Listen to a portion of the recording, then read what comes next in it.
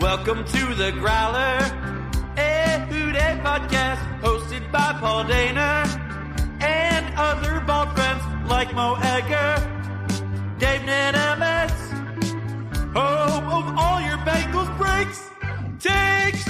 Welcome to the Growler. All right, welcome into the latest edition of the Growler. Balds Don't Lie. Paul Dana Jr. of The Athletic. Mo Egger's here with me from ESPN 1530. What's going on, buddy? How we doing? We are doing great. It's game week. Kind of. It is. Sort But of. I'll take it. I'll take game week over not game week, even if it's preseason. Absolutely. No, I mean, I'm more interested in the preseason this year, the preseason opener at least this year. And you know what I like about it? All three games come within 2 weeks of each other. Like, It starts, it stops with joint practices in the middle. Like, it's going to be a really sort of interesting condensed period of time. It's not going to drag on necessarily as much. So I like it. Yeah. I mean, 3 games, 2 joint practices, all in a little tight window. It's all kind of, as Zach Taylor might say, it's all been kind of building to this. We've been not doing anything forever so that everybody's ready for kind of this run that's already started a little bit with pads being on. But this 3 games, 2 joint practices chunk, you're going to learn a ton about this team, and it's going to be great. And we're going to talk today about some things that we want to see happen over this chunk of period of time, these 3 games and 2 joint practices, and maybe one thing that we don't. And so we're gonna get into that here in a minute. I got some other things planned, of course, but before we do that, I want to remind everybody our post-practice reports are up on the YouTube channel. We do them right after we get back from the locker room, Jay and I. 10 minutes, quick recaps of practice. Make sure you're checking those out. They show up on the feed, but we get those up on the feed a couple days later. So if you're just itching, you got to know that day what happened down there at the practice fields. Make sure you're following and liking and doing all those nice things. Get your notifications on the Growler YouTube channel so you can just have it ding to you every time we post a new one. So have you been watching? You've been taking them all, everyone, never miss it? I've stolen a lot of that content. Yes. I don't just watch. I don't just watch. I use for the show. Yeah. So absolutely. That, and then another big thing, we've been talking about this, super excited on Saturday. So we get the preseason opener against Tampa Bay at 7:00. At 3:00, from 3 to 4, myself, Jay, Mark Shalafu will be doing a live pre-game day edition of the Growler, but it's not just any live show down at BetMGM Nation at the Banks, which you guys were down there. Mo, you were there for the draft show. It's an awesome venue down there. It's so much fun. Draker Patrick is going to be our guest this weekend. We're going to do a little bit of a show with him, talk about him, what he's got going on, the good old days. You never know what Dre's going to say, which is one of my favorite parts of hanging out with Dre. He's the best. And so he's going to be there. We're going to have $3 Cincy Lights, $6 Queen City Nachos. Graders is going to show up and just give a bunch of people free ice cream, which is like as good as it gets. Can't ask for more than that. We're going to have giveaways, betting stuff. We'll get some bonus bets. We'll get some free betting slips going out there. We got to throw together a grand prize. It's crazy stuff. So we'll do a Q&A talking about the Bengals and their season as well. So all of that going on from 3 to 4 at BetMGM Nation Kitchen at the Banks on Saturday. So if you're going to the game, come down early, come hang out with us down there. It's going to be an absolute great time. Then make your way down the Banks and enjoy what's going to be a pretty festive atmosphere on a Saturday afternoon, I think. Should be great. It is going to be festive. I think there's a rare amount of excitement for a preseason game. You know why? I'm not going to go, but maybe I'll swing by and watch you guys hang out with Dre. Sure. That will be fun. You know why I think there's a little bit of excitement? Mm-hmm. Something that you never wanted to happen is going to happen. Mm-hmm. You said, I never want to see Joe Burrow take a preseason snap the rest of my life. Mm-hmm. I remember. In fact, if I was really good at this, I would have that audio queued up to use against you. But everyone can trust me. You've said it. I've said it. Are you okay with this? Yes. Because everything we're going to talk about with preseason in this chunk of time is going to be non-injury. That's figured into it. Like injury, it was the only thing that no one wants to see. Everybody knows that. Are you okay with this happening now with Joe Burrow? Since there's a visual component to this podcast, here's how I will watch. Like, we have young kids, but there's going to be a time where, we got to hand over the keys, and you don't want them to drive, but you understand they have to, and it's gonna. Oh God, I don't like it, but I get it, and you can't do both. You can't bang your hand on the table and say Joe Burrow and the guys who matter most should never play in the preseason, and then watch them get off to clunky starts every year and complain about it. You have to allow for the fact that the staff and the organization and the players are going to make adjustments to best balance getting everybody to September 8th, while at the same time making sure this team can hit the ground running on September the 8th, and more specifically September the 15th. So do I love it? I compared it on the air. It's like getting a colonoscopy. Have you had one? Not fun. You got to have one, right? Yes. Like it's the run up to it. Nothing about it is pleasant. If I had my way, there would be no colonoscopies, but you have to have it. You have to have it done. Yeah. I sort of, you talk about the car, watching the kid for kids that are our age, are the kids that are our age, 4, 5, 6, 7 in that range. If you've ever watched your kid take you make a bowl of cereal, and then they want to carry it over to the dining room table, and it's going to be haphazard. They're going to hear a sound, and it maybe you're going to be cleaning up milk, right? Mm-hmm. It's like, but they've got, at some point, you've got to be able to carry the cereal bowl over to the table and be confident that you can do it. You just have to do it. I don't want this. I would rather just take it over there myself, but I get why we have to do it. And I'm going to have a hard time watching it. 100%. I mean, in an ideal world, the Bengals haven't had these early season issues, and the plan that they have used, beyond the injury stuff, the plan that they have used the last couple of years is the plan that they employ, and it's successful every year, but it hasn't been the case. And so, I remember at halftime of the Baltimore game last year, so they lose to Cleveland and play like a game pulled straight out of 1998, and then didn't score an offensive touchdown in the first half against the Ravens. I remember saying out loud, next year, these guys are going to have to play in the preseason. I don't, I do not like it, but I think if you're a staff, you have to go, okay, what can we do different to be better week 1? And then obviously with that Kansas City game looming week 2, what can we do to be better week 2? What can we do to ensure that we're not digging out of an 0-2 hole or a 1-3 hole? And you can default to the schedule. You could tell me, well, because I heard this a lot last week. Oh, come on. They play the Patriots. Dude, I'm trying to win a title this year. I'm not leaving anything to chance, okay? I'm not putting myself at the mercy of suddenly it's a close game in the fourth quarter and God knows what can happen.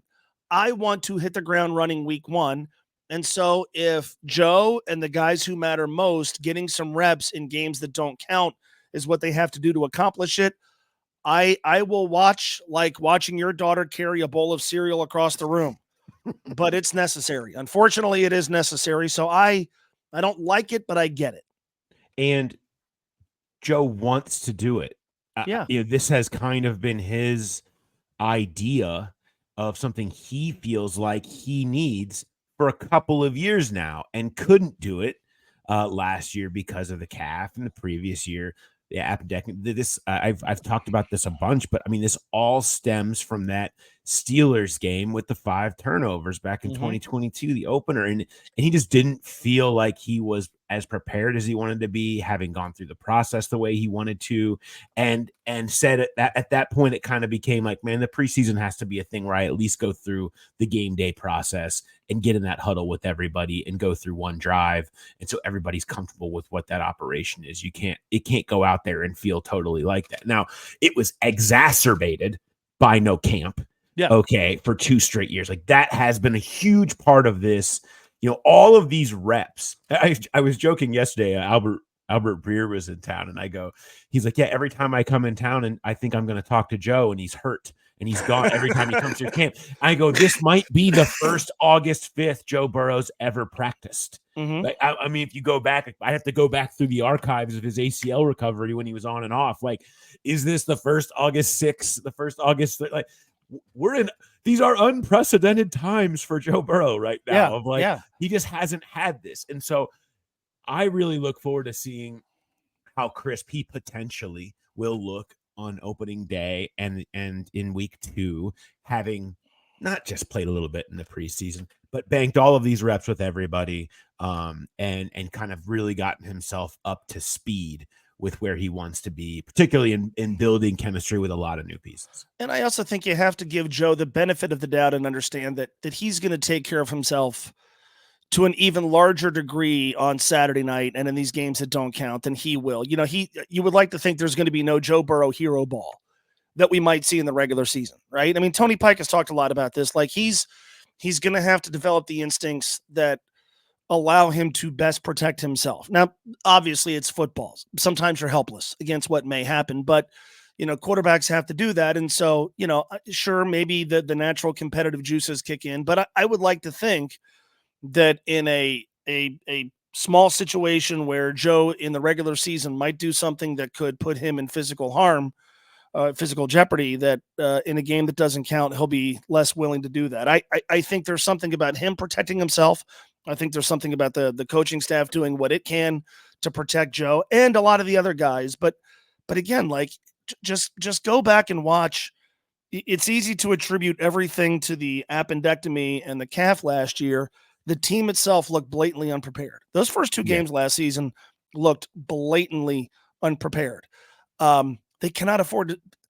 You can do all you want to tell me how bad the Patriots are. Rookie QB, rookie head coach. I get that. I want to start 2-0. And if I start 2-0, I got a really good chance to start 4-0. We'll start 4-0. And if you could do things in August that better enhance your chance of doing that, I'm in. All right. So on that note, let's dive into this.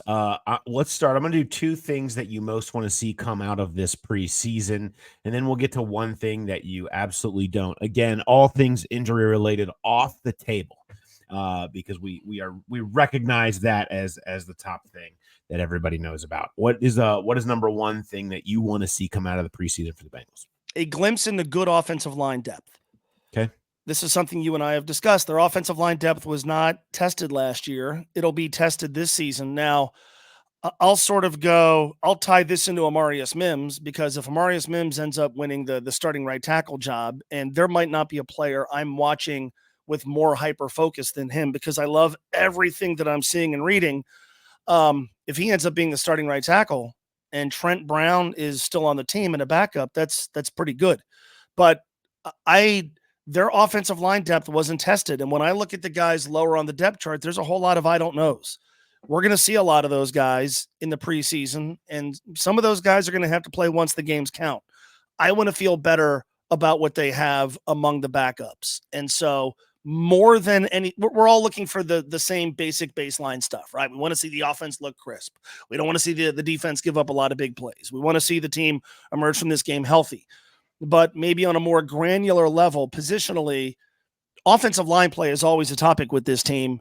Its depth is a major question mark. I want to see some things starting on Saturday that begin to address those question marks in a positive way. Yeah, I mean, who is Trey Hill? Right? Yeah.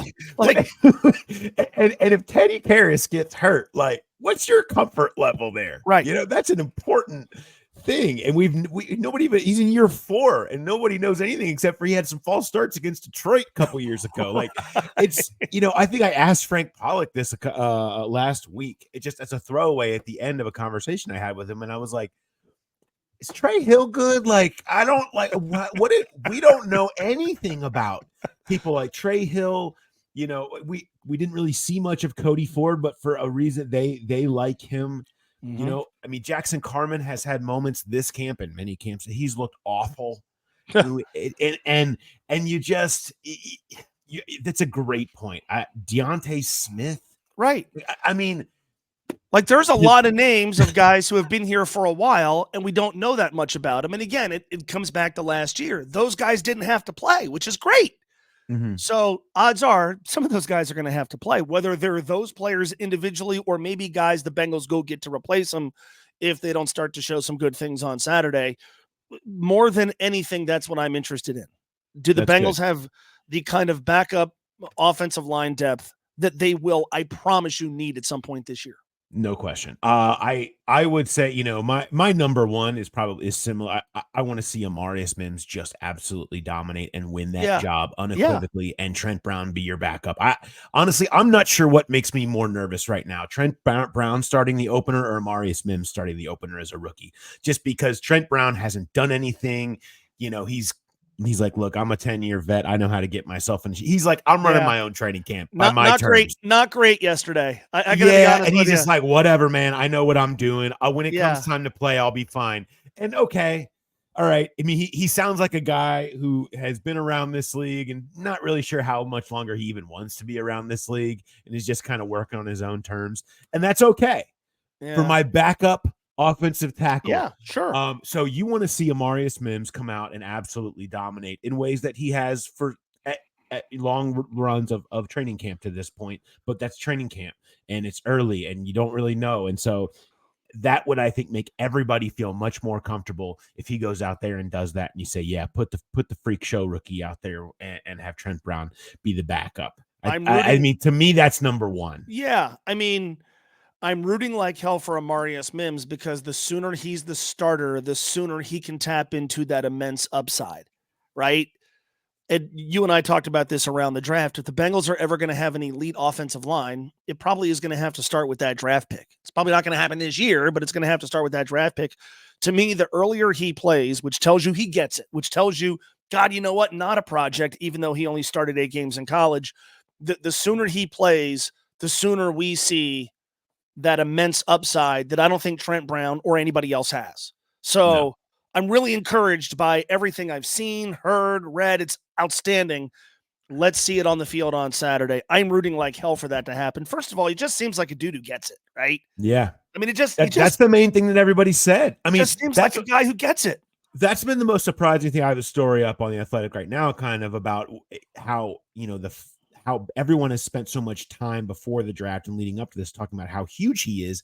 But everything else has been why he has kind of been the talk of training camp to this point, is that between humility and confidence and listening to advice and heeding it and not making the same mistakes twice and just really caring about it and paying attention and being in the playbook, all of that stuff is why he is getting all the belief he's getting from everybody else, not because the fact that he is an absolute monster who eclipses the sun every time he steps out there. I mean, and that's encouraging, and that's why he'll end up potentially starting week 1, not just because he's huge. And I think that's really encouraging and reason to believe that it could be pretty good when he gets out there. Do you have a second thing for something you really want to see? Yeah. And again, this is lower on the list than some of the just general stuff, right? Like, we want to see them play well. We want to see the defense not give up more explosive, all that stuff. I'm hoping to walk away from training camp with a good feeling about the special teams play in general being better, right?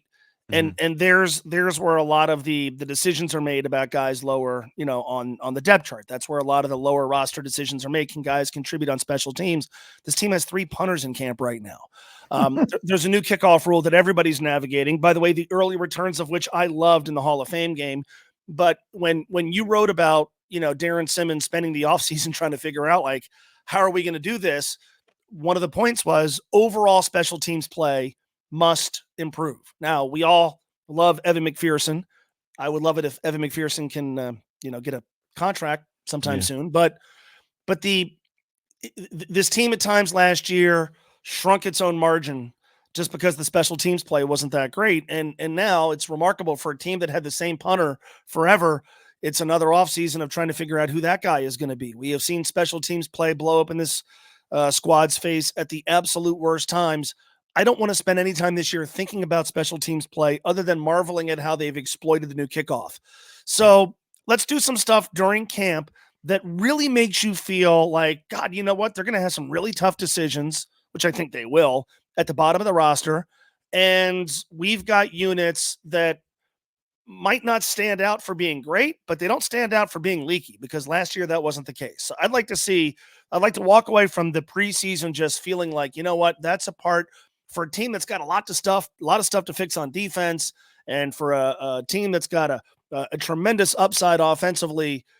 I don't want to spend any time this year talking about special teams play. So don't make me think about it in August.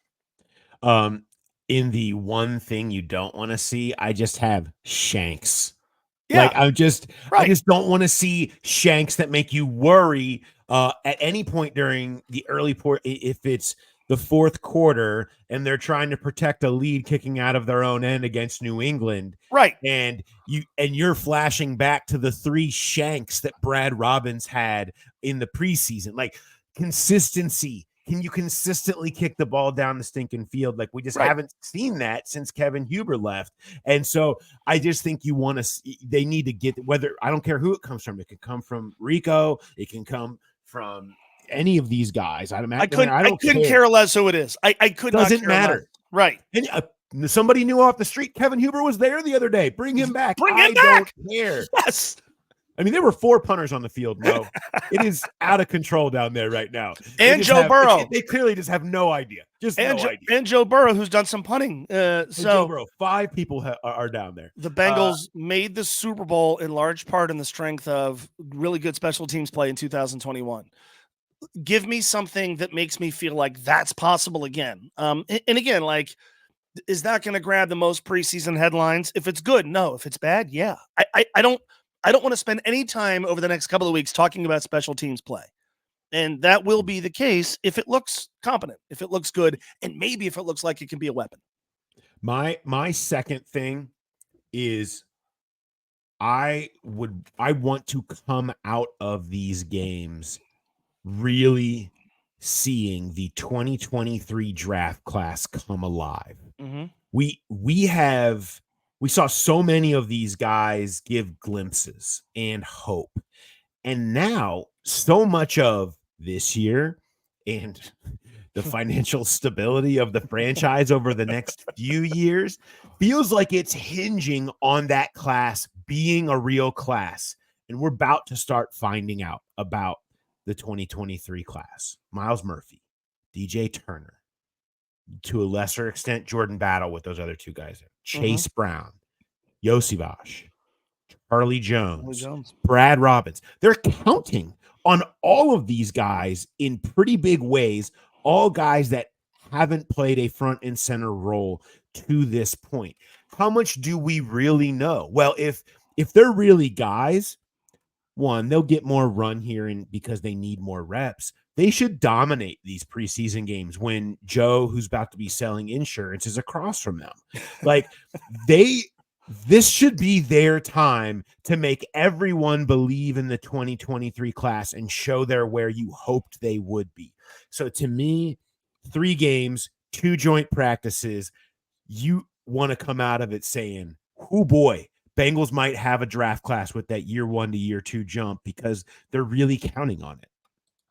Yeah, that's completely fair. But I feel like with each one of those guys, you saw just enough, and in some cases more, to make you feel like on an individual basis, it's possible, right? I think we all think, God, you know what? Miles Murphy might be really good. And I think we all see the athletic profile that DJ Turner has. And if it's a day in August, I'm reading about Andre Yoshivash. So there's like each, but can all of them make a leap? And if the answer is yes, on top of what they have, are you kidding me? Yeah, I mean, those are draft classes that win Super Bowls. If that have happened, now I mean the chances of it happening hit 50%, right? And it's enough, you know, right? Yeah, I mean, if that class as a whole does what we want, look out for the middle of the decade. I mean, legitimately. Yeah. So yeah, I think we do that every year, right? We sort of. I hate to say give anybody a pass because it's such a league defined by youth, but you know, in the first year, whatever you get from the class as a whole is kind of gravy, but then year 2, okay, I need to see, because if at the end of that year, you're still wondering, Well, the class is halfway done. And you're So drafting their replacement. and you're drafting the replacement. So, but I think if you talk about that class, if you talk about those individual players, there's a reason to be excited about each one of them, right? Absolutely. You know, Jordan Battle. There's a real base. Yeah. There's a real base with really all of them. Maybe not Yeah. Robbins. I guess maybe. But there's a real base with all of them where you can see a trajectory to solid starter who they would be looking to do an extension with at the end of their rookie deal. Like they all produced that base. Every single name I just mentioned where that would make sense. There's nothing that you cross them off after their rookie year. Be like, man, whiffed on that one. I don't really see that. If you look at the first 6 players they took, if the guy that you're focusing on least is Jordan Battle, that's pretty good. And Battle maybe had the best actual rookie year production. Yes, exactly. Yeah. Yes. Of that whole group. And they're not asking as much of him. So yeah, right. I just feel like this is kind of a time to see how much they can or will be able to rely on them. And if they have a dominant couple of weeks here, I think you should be feeling really, really good about not just this year, but the direction of the franchise. All right. One thing that you absolutely unequivocally, non-injury, do not want to see over these preseason games. I'm trying to figure out the best way to kind of I don't want to see. It sounds overly simplistic because it's what they were bad at last year. They were awful at explosive plays. I don't want to see the other team score with such ease that becomes a talking point in August. Yeah. Now, obviously, it's preseason, and they have 2 new safeties. And so it's not apples to apples last year to this year. But of all the things that have to get better on defense, that, for me at least, is number one.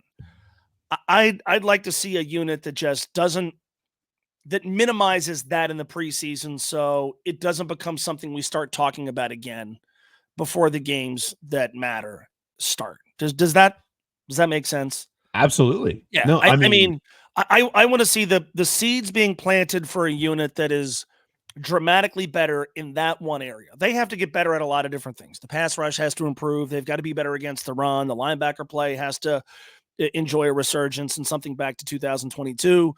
But more than anything, they were the worst team in the league last year by far, giving up explosive plays. Demonstrate that the unit as a whole, obviously including some players who are not going to make the team, demonstrate that unit as a whole is better at that. Yeah. Because it has to be. It is the one thing that has to happen. Because if we're talking about the same sort of defense, then this team's ceiling is dramatically lower than I think a lot of us want it to be. So I just want to watch these next 3 games and go, you know what? Regardless of result, regardless of whatever else happened, they minimized that. Make me feel better about that.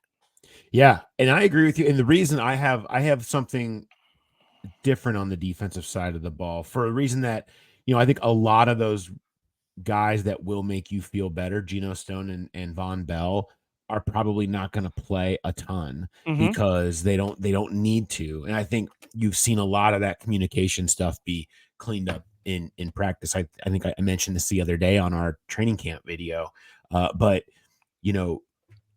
Dan Pitcher talking to me about how, he really feels the difference in communication by the defense this year. Like it's just harder. They're not, everything is much harder and there's much more anticipation coming up from the defensive side of the ball. He really feels like, and that was unprovoked of him just saying, like, as a guy trying to execute offense, you see them seeing stuff quicker and knowing what you're trying to do more.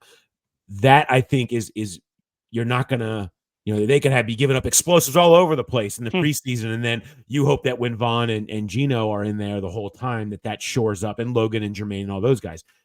So that's why, while I agree with you, I will point more towards the run defense because I do think that they're going to be counting more on Chris Jenkins, McKinley Jackson, if he's okay. He went off yesterday during camp. We don't know.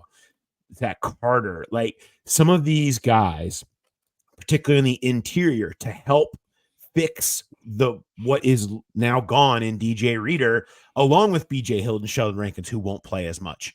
And that's a lot. Those guys need to hit the learning curve quick. They're going to be counted on, and they're going to need to be part of this team not getting absolutely run over. So if it's the second and third quarter and those rookies are in there, or these young players are in there, and it is just them getting the line of scrimmage moved back 5 yards over and over again, boy, that's concerning about what's going to happen when the real thing comes, because those guys are going to be in there when the real thing happens. And so for me, I'm going to be looking at that pretty closely. And the last thing you want to see is those guys just getting moved like you seem to see in every AFC North game last year. It was just the offensive line moving the defensive line 5 yards.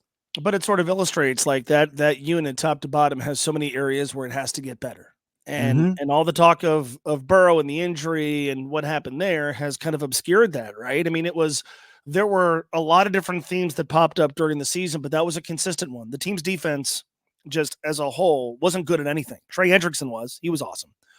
Beyond that, the unit top to bottom, even if you look at, like I mentioned this before, the Pro Football Focus score for Pratt and Logan Wilson, right? The two linebackers, significant drop from where they were. And the eyeball test would tell you, like, these guys aren't making as many plays.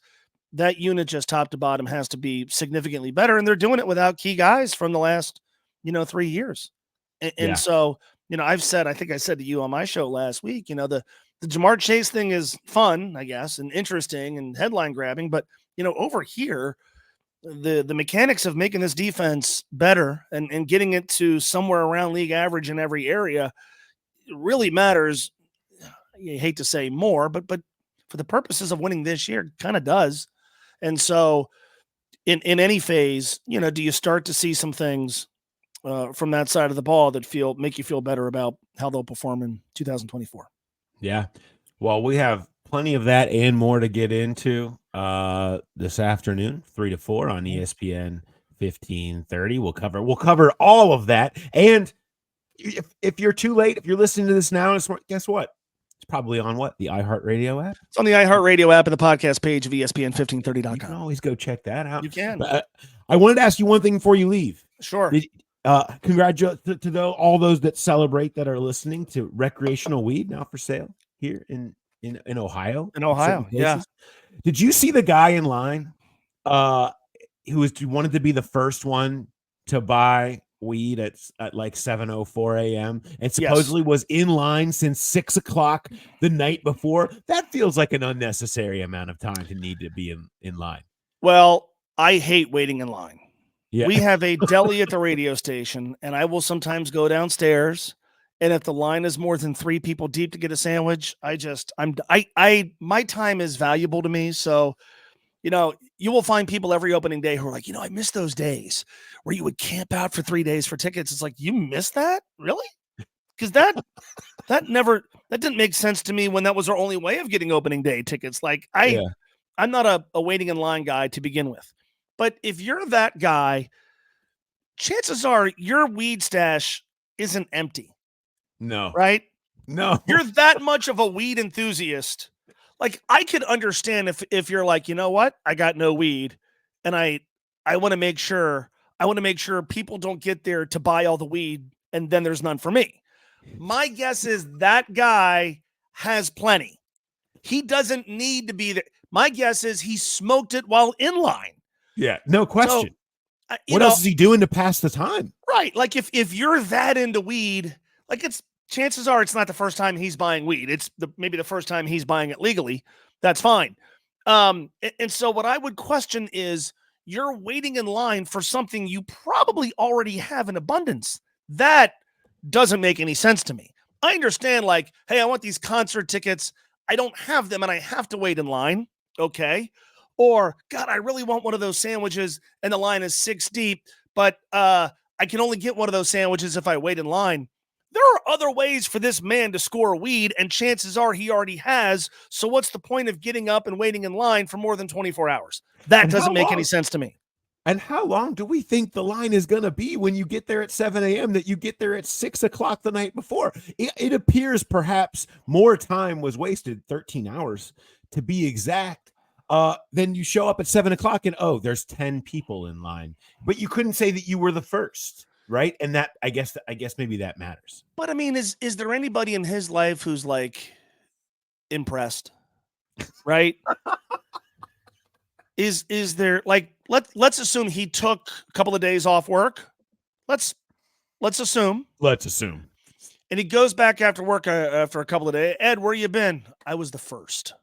You probably saw me on the internet. Yeah, you might have seen me. I was the first. Like, what's the difference between being first and third, or 12th, or 400th? Like, what's? But like, this is remember when IKEA opened? Yeah. In Cincinnati, we didn't have an IKEA. You had to go to like Pittsburgh or Chicago if you wanted some crappy furniture with names that we can't pronounce. And now we have one. Yes. And you know, at the time in my life, I was married to a woman who really liked IKEA. And I remember her telling me, like, we got to go to the new IKEA. I'm like, all right, yeah, I guess we need a new Ektorp or whatever, you know. And so we're watching TV and people are like camping out to buy furniture that you put together with an Allen wrench. And I'm like, look, I'll go to IKEA with you. I ain't doing that. Okay. No. Now we even like, how do you not have a bed? Like, again, I can understand waiting in line for something you don't already have. What is that? What is that IKEA that you're like, I gotta be among the first like 10 people in line and I'll camp out for 2 nights to go get it. I don't get it. I don't understand. Well, and I always enjoy it too when now Chick-fil-A is beloved, delicious. Sure.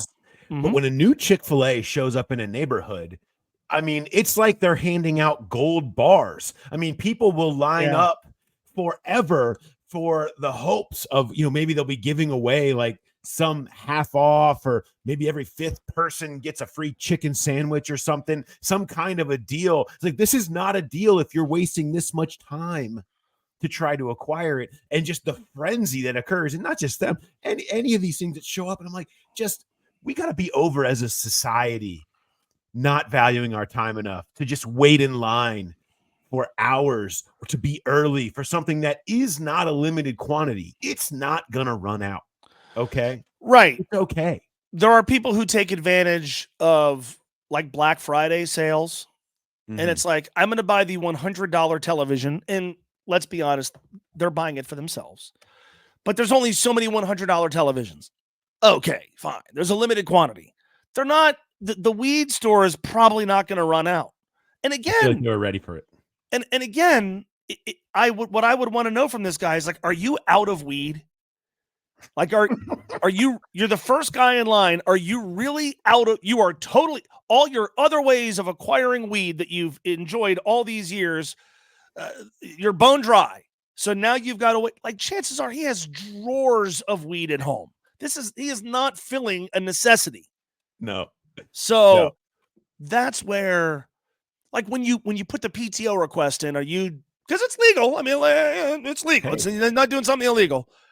Hey, what do you got going on? Why are you going to miss work? I got to get up and get in line at 6:00 Monday morning to go buy the weed. My other favorite thing about this is the dispensaries that are going to be in downtown Cincinnati. The neighbors are already complaining. Yes. Like the neighboring businesses. And they're all like, "Oh no, I'm okay with weed being sold legally. I just don't want it happening next to my store." I'm enjoying this. What is great is that the businesses are a lot of bar owners. Yeah, right. Look, the drunken people that stumble out screaming at 2 a.m. from your place. Yes. The gall. Honestly. Yes. To talk about the nuisance to the neighborhood. Okay. Yeah. Like, let's calm down. All right. Let's calm down. Well, I hope everybody's excited. I hope everybody who partakes gets what they need. And 6 a.m. Monday morning line guy, you got a shout out. Hey, absolutely. It's great. Good. Congratulations to you. You were first. All right, Mo. Appreciate your time. I will see you this afternoon on ESPN 1530, and it'll be a great time. Maybe not as good as this, but it'll be a great time. I can't wait. Thank you for having me. Later, buddy. See you, man.